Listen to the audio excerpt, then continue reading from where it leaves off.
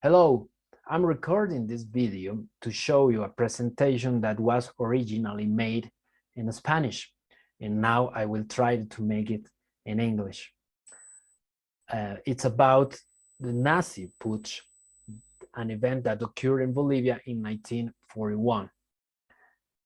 And now I will share my screen to show you my presentation that is here. So I hope you can see it. We entitled it The Nazi Putsch of 1941, a Bolivian farce rather than a German-American struggle. And the research work was developed by Jonathan Brown, who is a professor at the State University of Texas, the Texas State University, better say, and by me, Andrés Guzmán, who I am also a professor at the Universidad Mayor de San Andrés in Bolivia. Jonathan is the true expert on this subject, who has done extensive research in the US, UK, and German archives. Knowing all the documents in this regard, he decided to know the Bolivian version of the events, and that is how he contacted me, so I could make the investigation here in Bolivia, in the archives of the Bolivian government and the army, in order to close the circle and understand all this matter from all its angles. In this sense, our central thesis is that, contrary to what the American, English, and German narrative says, this issue was not only a conflict among great powers in which Bolivia played no role, but also had its explanation and justification in Bolivia. It is above all a Bolivian tale, with Bolivian actors, that has its explanation in Bolivian politics. Now I will proceed to explain the Nazi Putsch of 1941. In this image of the time, you can see the parliament of Bolivia, the government palace, and Murillo Square, that it's the center of the Bolivian politics. On July 18th of that year, the United States ambassador asked or requested an interview with the Minister of Foreign Affairs, Alberto Ostra Gutierrez, to inform him about a letter that he has received. It was a letter supposedly signed by the Bolivian military attaché in Germany, Elias Belmonte, and that was addressed to the German minister in Bolivia, Ernest Wendler. The letter proposed a revolution, a coup d'etat against the Bolivian government of Enrique Peñaranda, which would take place on those same days because the letter said mid-July. Given the seriousness of the matter, the government took tough and urgent measures. It ousted the German minister, declared a state of siege, closed several opposition newspapers, and sent far away certain members of the Revolutionary Nationalist Movement, a political party that it was believed to be behind this revolution and that was accused of being pro-Nazi. But the decision to expel Hitler's representative was surely not an easy one, because by that time World War II had already broken out. Germany had occupied and invaded Poland, Denmark, Norway, Belgium, the Netherlands, part of France, and it was on its way to dominate the entire world. How was it possible for a country as weak as Bolivia to defy Hitler's fury? And Bolivian authorities were mad, or they were pretty sure that the revolution was coming? We will try to figure it out and answer these questions. At the end, the letter turned out to be false, but at that time it was not known, and the government launched a strong media campaign through the newspapers related to the ruling party to make people believe that the letter was authentic. The newspapers aligned with the government were Última Hora, La Razón, and El Diario, which spread the news as the great danger that had been totally controlled by the government with the support of the United States. In fact, as you can see, Última Hora published on the front page of July 21st that United States supports Bolivia in this case. Similarly, La Razón headlined that many chiefs and officials were detained or arrested in Cochabamba, where was the center of this revolution. And El Diario, which was the best-selling newspaper, headlined that the government has plotted a totalitarian putsch that was to break out these days in collusion with German elements.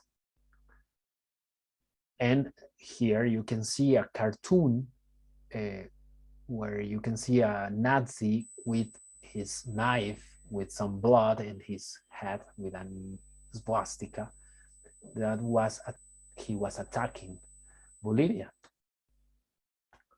Sometime later, when the newspapers that had been closed reopened, including La Calle, that was the most important newspaper of the opposition, published the opposite version, the version that says that the letter was false and that the government had set up all this to persecute and silence the opposition. As you can see, Lacalle said that the government promised evidence but never presented, with strong attacks to the government, especially to the Minister of Foreign Affairs, Austria Gutierrez, who was accused of having falsified the letter. They published that the letter posted on Belmonte, and the main person responsible for this was Augusto Céspedes, who was a member of the MNR, the nationalist, the revolutionary nationalist movement, and who had a lot of influence on the public opinion. 1 year after the putsch, that it's in 1942, Céspedes published an extensive 4-page article in La Calle pulverizing the government's argument and explaining in detail why the letter was false, which we will see also later. But the news not only made headlines in Bolivia, but also in the United States and other countries. As you can see here, the New York Times headlined, "Bolivia halts a putsch." Another Washington journal said, "Nazis in Bolivia." And the Times Herald headlined, "Germany ousts Bolivian envoy, reprisal follows Wendler expulsion," because Germany have taken that decision after the expulsion of his ambassador in Bolivia. And the same thing happened in Germany. There were repercussions in the newspapers that blamed President Roosevelt, assuring that he had pressed Bolivia to expel the German ambassador, trying to provoke a breakout between Bolivia and Germany. The Belmonte case was in the front pages, as you can see here, and the declarations that Belmonte gave to the media were taken as an absolute truth because, of course, he obviously denied having written that letter. And now I will comment the expulsion of the German minister. When the time was up, Wendler had to leave the country by train.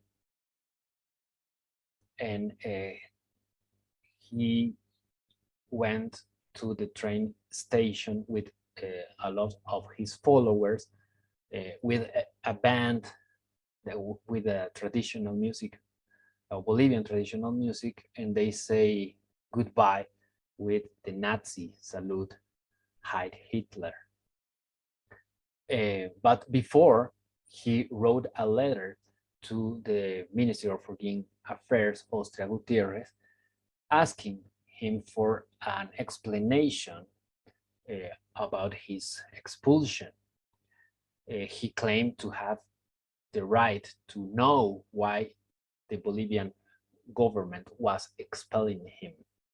But Austria replied that the Bolivian government did not think it necessary to explain anything, and that it not have to do so, since according to international law, any country can declare a representative of another country persona non grata, and it is not obliged to explain why, as it is established in some conventions signed by Bolivia. For that reason, the newspaper La Razón headlined El canciller da una lección de derecho al ministro nazi. That means the chancellor, the minister for foreign affairs, gives a law lesson to the Nazi minister. En Última Hora headlined that the organizer of the putsch leaves the country. And regarding his farewell, some pictures that were published of the moment that he was leaving the country. His followers said goodbye to him with a band of traditional Bolivian music and with the Nazi salute, Heil Hitler.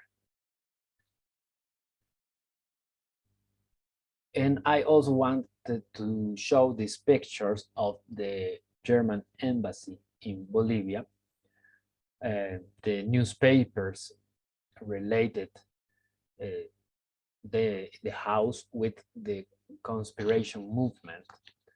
They said that in this house, the Germans were preparing the coup d'etat against the Bolivian government. And they also said that there were radio transmissions from this house, and the antennas that there were removed after the scandal to hide the evidence. And as you can see here, there were this Nazi symbol in the front door of the house, that is the eagle, and the swastika that is here, the same sign. It was on the front door of the embassy, and the house is still there in La Paz, at the corner of the Belisario Salinas Street and 6 de Agosto Avenue. This picture was taken from Google Maps, but I could have taken from myself because I know where it is. And I added the Nazi sign just to imagine how it was at that time. But after many years, the forged letter was confirmed with Montgomery Hyde's confession in 1979. When that year, the British spy Montgomery Hyde confessed that he forged the letter in a television interview, where he said Belmonte's letter was indeed forged by British intelligence at Station M. When the job was done, I took the letter to the chief handwriting expert at RCMP headquarters in Ottawa, along with authentic examples of Belmonte's handwriting. After very careful analysis and scrutiny, it was established that the signature on the letter was almost centrally authentic. And indeed, the signature was very well crafted. And some other important thing to highlight here is the British security coordination, that it's all related with this narrative that this story was only a thing between or among the British, the Americans, and the Germans, because the role played by the British was certainly decisive, and that's a fact. Well, Winston Churchill himself had created this office called British Security Coordination, dedicated to convincing the American public to enter the war. Well, at that time, when the Germany was advancing in Europe, the British were desperate to stop Hitler, and that only seemed to be possible with the United States. For this reason, they used false documents and black propaganda to instill fear in the American opinion about the Nazi penetration in South America. In fact, this map that you can see here in the middle, it was also fake. It was a map supposedly approved by Hitler that came into the hands of Roosevelt, who came to show it as an evidence of the presence of the Nazi in the backyard of the United States. The map have been drawn up by the English spies and, like the Belmonte letter, also contribute to the belief that the Nazi danger was very close. The BSC was installed in the Rockefeller Center, as you can see here. The Belmonte letter and its inconsistencies. This image shows the forged letter where the signature is visible and where you can see that they have the official paper of the legation of Bolivia in Germany, and they had even used the same type or typing machine that Belmonte used. So they were very careful with some details. But the problem was not in the signature, but in wording. First of all, the date. According to Augusto Céspedes, in his long articles wrote for La Calle and later in his book, The Hanged President, the date of the letter was written as in English without the article de, as is in the forged letter. At the top left in this slide is the image of the forged letter that Jonathan Brown took from the archives of the State Department.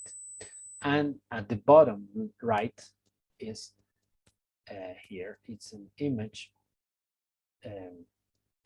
of an original letter from the Bolivian legation in Berlin that I took from the archives of the Bolivian Ministry of Foreign Affairs. As we can see, the date in Spanish in the original one is written 7 de agosto de 1941 and not 7 agosto, or like it's here 9 junio without the article de. So this de article is missing and is wrong, because in Spanish it must be there between the day and the month. Analyzing other details, we can also find some other mistakes, such as the part where it says recibidos, where it should be recibidas, because in Spanish, the verb of that word must have the gender of the previous word. In this case, informaciones, it's a female word. So the correct way is to say recibidas and not recibidos, which is something that in English doesn't exist. Another part noted is where it says para mediados de julio, which means by the middle of July. But according to Belmonte, this shows that the letter was false because he would never have written that way. In his book published in 1942, he says that he would have written a mediados del próximo mes. That means in the middle of the next month, because the letter, as we have seen, was dated June the 9th here. Remember, June 9th, and he would have said, as he explains, in the middle of the next month. Although this doesn't seem like a good argument because it doesn't really change anything, Belmonte used as a proof that the letter was fake. But what provoked the most criticism was the mention of bicycles. After making reference to night exercises, the letter goes on to say that bicycles will serve better than noisy cars and trucks. In Spanish, here it says, más veo que se han acumulado buenas cantidades de bicicletas, lo que facilitará nuestros movimientos de noche, ya que los, it should have said here, los autos y camiones son demasiado bulliciosos. That's another mistake. Bulliciosos, too noisy, right? So it was better to work with bicycles instead with cars that are too noisy. That was the argument. And there were a lot of criticisms because it was absurd to imagine a revolution in bicycles. Then another evidence that the writer was English was the way to spell Brazil, with Z and not with S, as it is correct in Spanish, because in Spanish we say Brasil and not Brazil. So it should have said Brazil with an S. Also, according to Augusto Céspedes, the use of the word or the phrase me irrita makes no sense. Well, he says that nobody who is writing a letter is going to have a reaction like that, as if they were having a heated discussion with someone. It is assumed that when one writes a letter, it does it calmly and without getting irritated.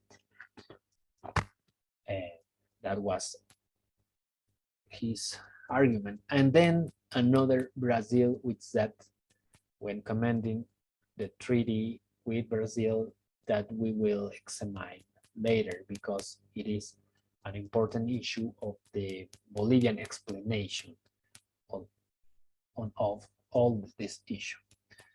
And finally, here the name, the only name mentioned in the letter that I highlighted, because Belmonte says that there was no names in the whole letter, but Foglianini is mentioned there.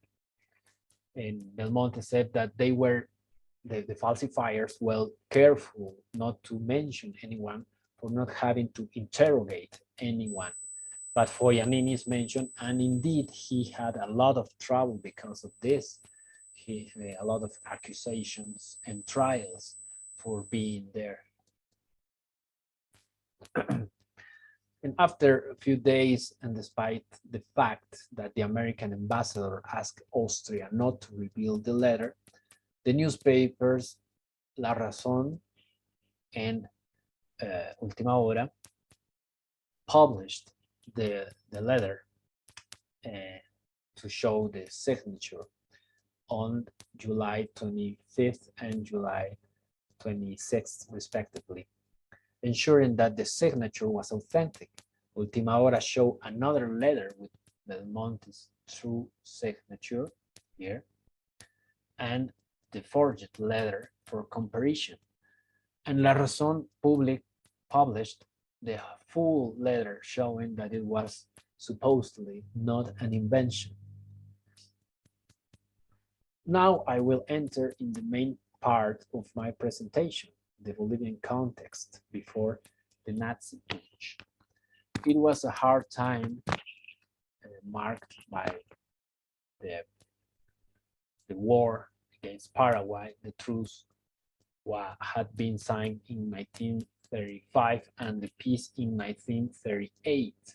At that time, the governments of David Toro and Herman Busch came into power, and the government of Toro, created YPFB, the oil state company of Bolivia, and at the same time, some months later, his government also confiscated the goods of the Standard Oil to give to the YPFB.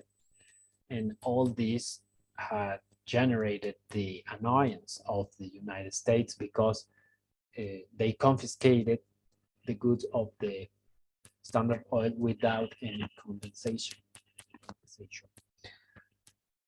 The Toro government was a left-wing military government that had to come to power with a coup and ended with another coup.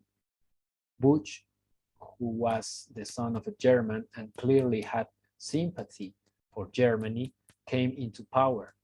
In his government, some agreements were signed with Germany for exploitation of tin that there were never ratified.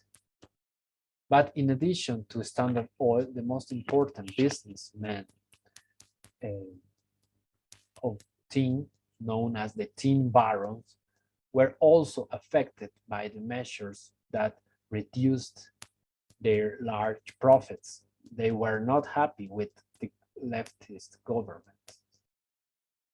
On the other hand, at that time, Radepa here was created, which was actually a political party within the army.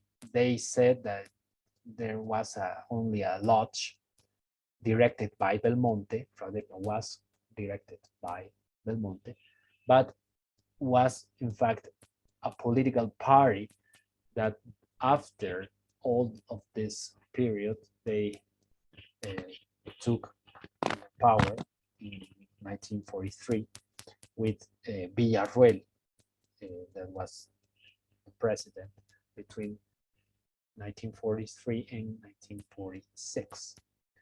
And some other important thing was the creation of the revolutionary nationalist movement, the MNR, that was in his first moves and was very close or was supporting these leftist governments, and then was against and was confronting the government of Enrique Peñaranda that was on the right.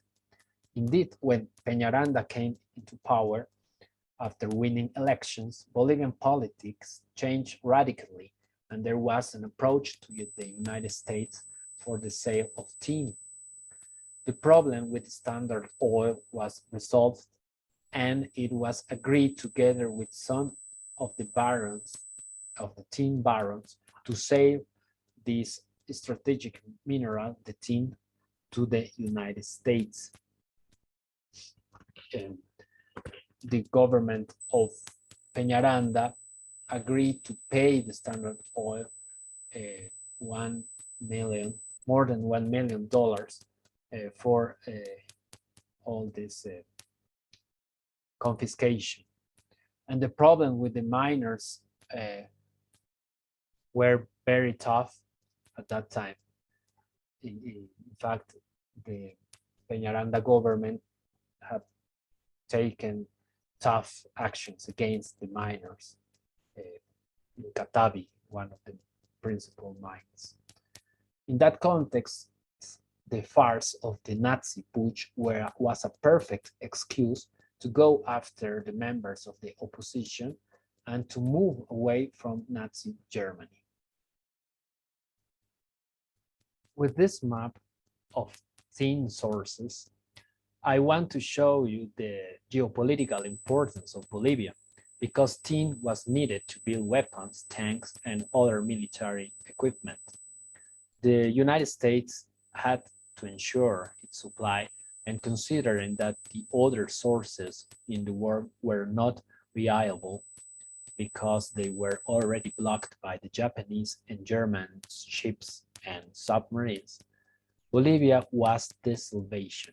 It was the only country that can give some tin to the United States for the war. The Germans in Bolivia had a very marked influence in several areas, since the German colony was more numerous than the American and British ones. For these reasons, the presence of the Germans was very evident in trade, education, and military.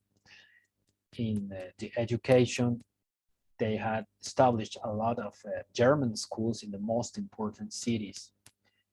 And in the army, the military followed the German doctrine since the beginning of the 20th century, according to Austria Gutierrez in his book, Una Revolución tras los Andes, that it was reading about Nazi Putsch.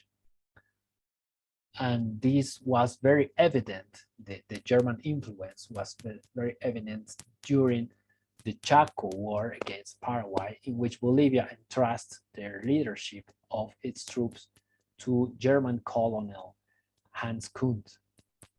Shortly before the Nazi Putsch, there was a scandalous incident with the German school of Santa Cruz, a Bolivian city, where the Nazi flag was raised when singing the German anthem. Consequently, Minister Austria ordered the withdrawal of the German consul from that city.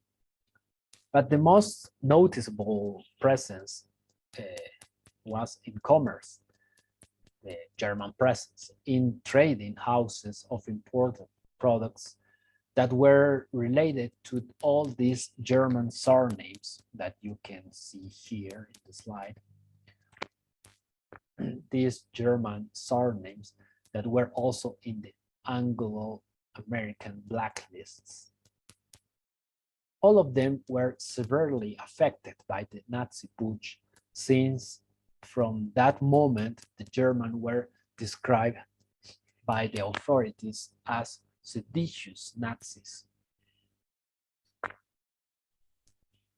Having considered in the context, now I will go into the subject of rivalry, Belmonte versus Austria, which is a key element of this story to understand from the Bolivian perspective why the Nazi Putsch broke out.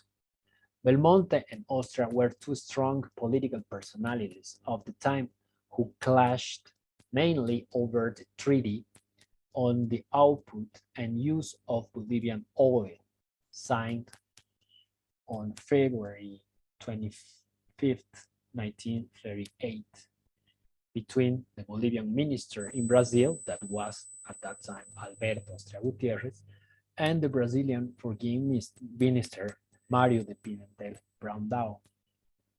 Belmonte, who at that time was the Minister of Government, was fiercely opposed to the treaty because it supposedly destroyed the fiscal principle, allowing the participation of private parties in the exploration and exploitation of oil. And also, he was against because the treaty did not clarify the time that it was the term that will last. And also he was against because the treaty covered a too large area of the Bolivian territory, and that was a fact because the treaty said that the area covered to make the explorations will go from the Parapetí River, that it's in this red line, Parapetí River, to the north.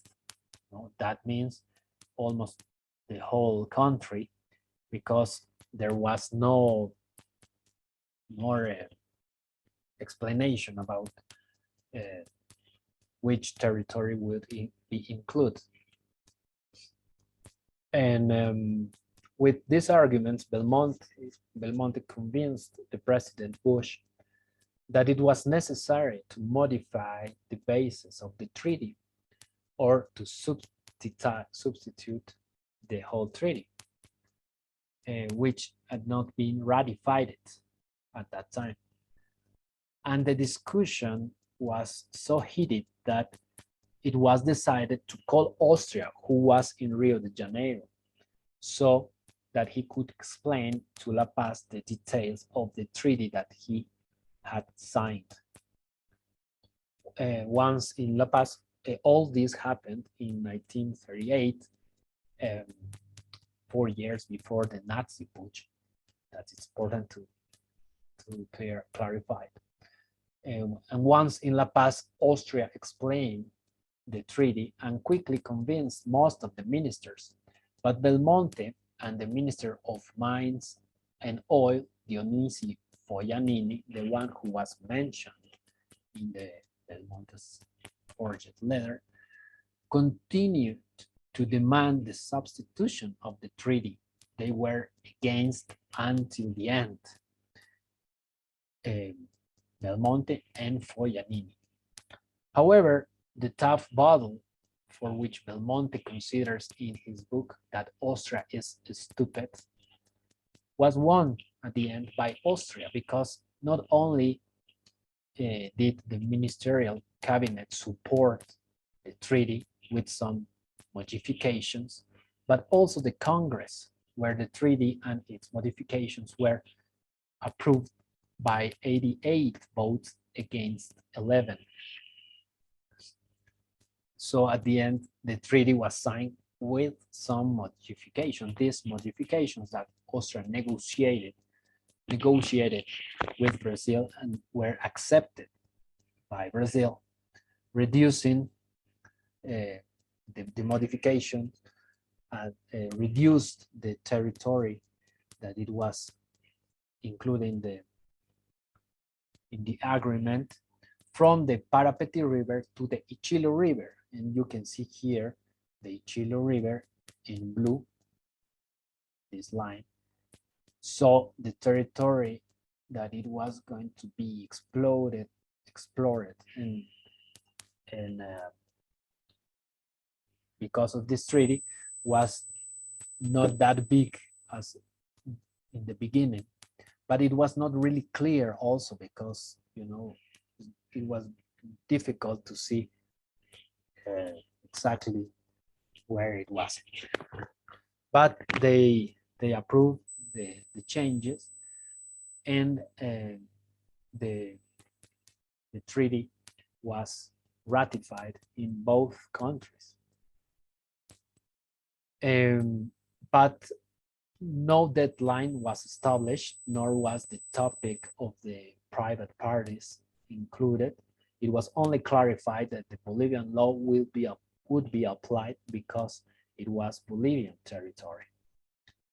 But although Austria won the battle, for the treaty with Brazil, he also knew that he had won a dangerous enemy, very likely to take his revenge as soon as he has the opportunity. And now I will explain a bit of the profile of these two men that were confronted. Alberto Ostra Gutierrez was an illustrious Bolivian diplomat. When the Nazi Putsch broke out, he had already represented the country in Argentina, Spain, Peru, and Brazil, in the latter two as ambassador. He had signed non-aggression agreements with Peru, Chile, and railway and oil ties with Argentina and Brazil, of course, in behalf of the Bolivian government. He was one of the main ideologies of the Bolivian doctrine of forgiving policy, land of contacts, and not of antagonisms. He wrote this book, Una revolución tras los Andes, a revolution before the Andes, in which he explained his position about the Nazi Putsch, and he includes some documents that support that the letter was authentic. Of course, it wasn't, but he went until the final with his position. And there was a paragraph in his book saying that if it's false, wouldn't be that bad, that terrible, or well. This is the one in this green square. He says, on the other hand, if the event that Major Belmonte's letter was not authentic, the possibility of repairing an injustice with that Bolivian officer was always open. And he said that not because he was confessing that he's guilty, but he was explaining that in the government had many possibilities. There were scenarios in which the government had to take the decision, and one of them was, the most important thing was to avoid the possibility of a revolution. So they had to cut all the possibilities of these seditious Nazis. And if that that letter was really false, then it wasn't that hard to repair the thing with Belmonte. I mean, it wasn't that bad or not as important as the other hypothesis was the truth. Now I will explain a bit of the profile of Elias Belmonte Pavón. He was an outstanding military officer of the Bolivian Air Force. He was a pilot that was taken prisoner in the Chaco War. In fact, this is a picture of the moment that he was arrested. He is here with another pilot that also was arrested because he landed his plane in an enemy territory at the beginning of the war in July 1932. And then he stayed as prisoner many years in Paraguay, where he created the Radepa, this political party that was in the army. And well, he was one of the most influential officers in the army during the Toro government, and later chief of police and minister of government in the Bush administration.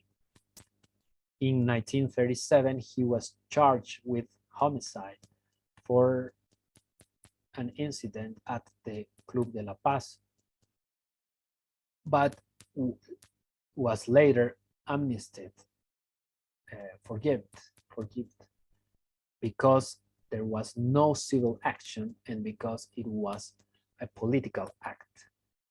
By a decree, the President Bush forgave him, and he did not have paid any,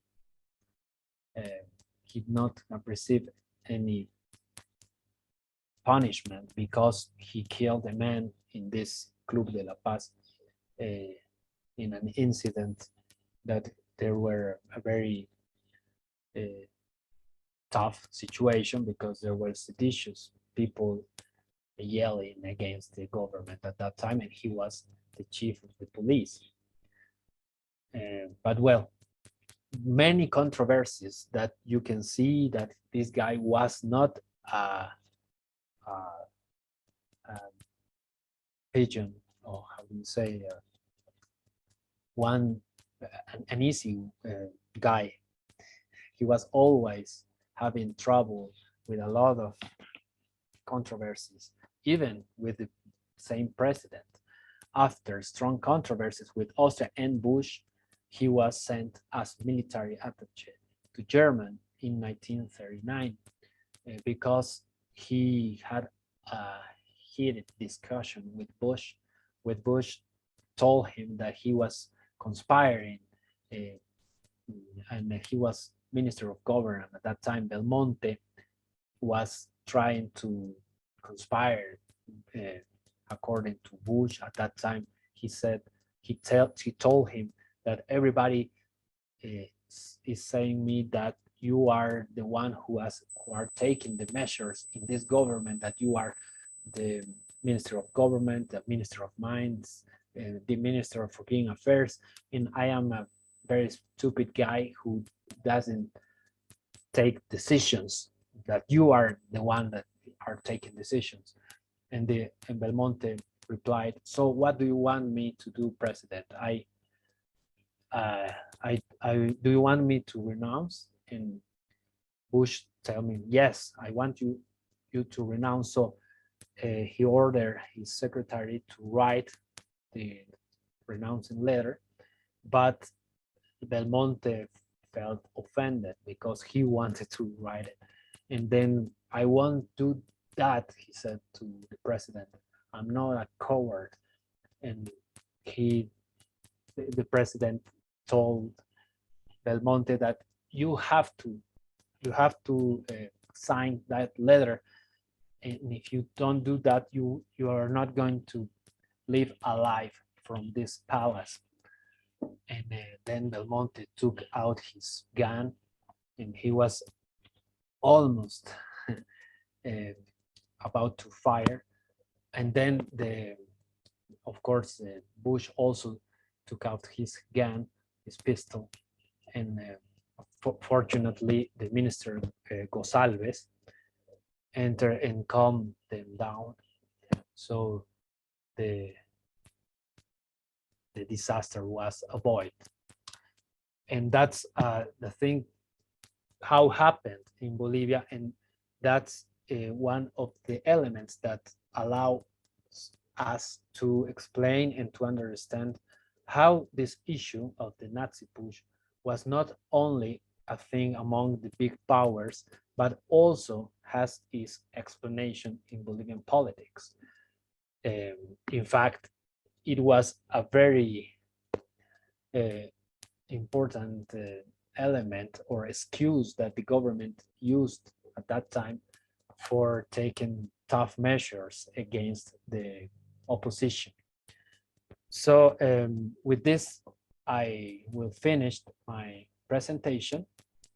And here I have some of the references I used, but I will end in here. Thank you very much.